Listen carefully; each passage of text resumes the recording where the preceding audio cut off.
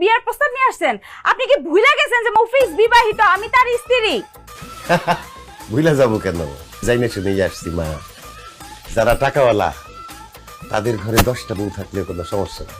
আমি তো তোমার জামাইরে একটা বিয়ে করতে বলতেছি, তাও সেটা আমার মাইয়ারে। অসম্ভব, আমি বাইসা থাকতে আমার জামাইরা আরেকটা বিয়া করতে দিব না। সব আমি জায়গা আছি না, একটা কথা কবি না।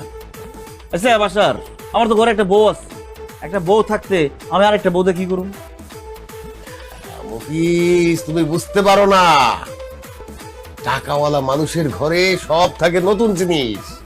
তোমার ঘরে তো এটা তো পুরান। আমার মায়ারে বিয়ে কইরা তুমি নতুন জিনিস ঘরে নিবা। সে আছে, থাকুক, সতীন হিসাবে থাকুক, কিন্তু আমার মেয়ে হবে তোমার মেইন বউ, সে হবে সাইড বউ।